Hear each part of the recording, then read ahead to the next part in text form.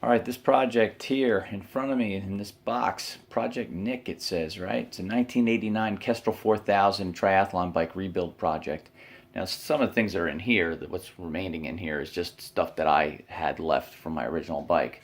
But this is Project Nick. So let's talk about Nick first. Let's go to the important part.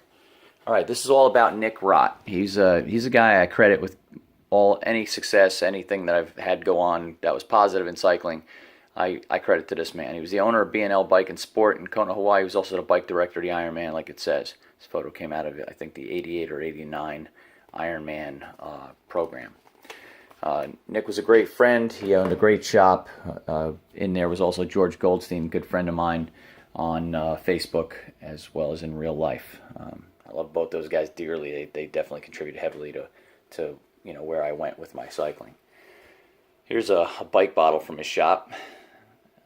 George could probably tell me how the word marine worked in there. It was like B&L Bike, Sport, and Marine, I think. And then suddenly these bottles popped up from in the shop, and they were from Specialized, and I believe they're kind of see.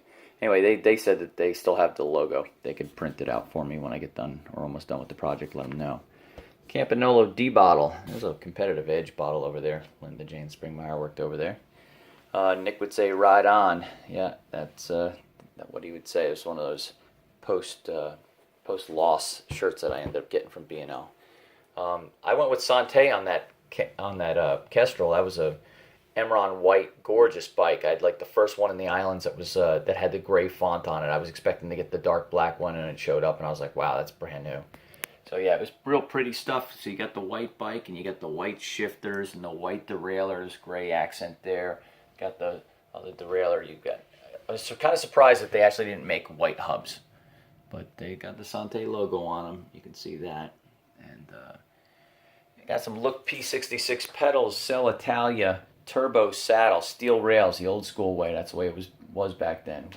I got the Avocet computer. This is the one I originally had on my bike. In fact, there's the original one right there. But this one came right from the guy at Avocet. He had this in like a Lucite box thing that he used to take around to these trade shows. And he got me the Avocet K20s, Kevlar beaded slick tires as well. And he said they were the last ones made, oh goodness, wherever they were made. And then they shifted them to Japan or Korea or whatever. So I was pretty happy about getting that. The bottom bracket there, the spindle and all that came from a guy who didn't have the box, and I couldn't find a Santé bracket so with the box and stuff, so I went with that. I still got my original next to me in the cardboard box. Same thing with the brake levers. That might have even came from the same guy. This new old stock. That's a fun story right there. Roger Baker from Arkansas. He and I get talking on eBay and sending emails back and forth, and he's like, I don't have the box, man, but I've never used it. He goes, it's all zip tied together, everything's here. I said, okay. So I stored it. I still have his emails in my email account. About 4 or 5 years ago, I get a thing, people you may know on Facebook, Roger Baker. Why? Because it raids your Yahoo account. Takes names out of there, matches them up, matches locations, phone numbers, whatever, and bingo, it suggests people you may know. That's a little bit too much Big Brother's watching you for me. Those pedals took special cleats, not like today's cleats, so I had to get those. That's what's in the box over here. This seat post, Santé did not make a seat post, so this is Nick's personal collection stuff here. It's a Dore seat post that he had, so this is definitely going on the bike.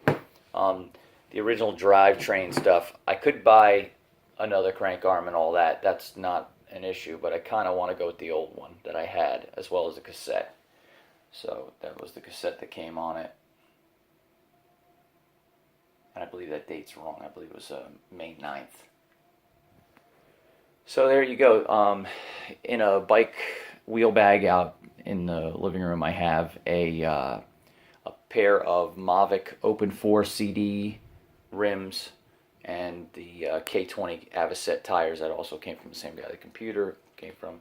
There's a Hoshi spokes, man. They told me that they're bladed spokes, out of print kind of a thing, at not manufacturing them anymore. I found them. Took me a while, but I found them. Had a couple tubes over there. I think I just threw those in for grins and you know what.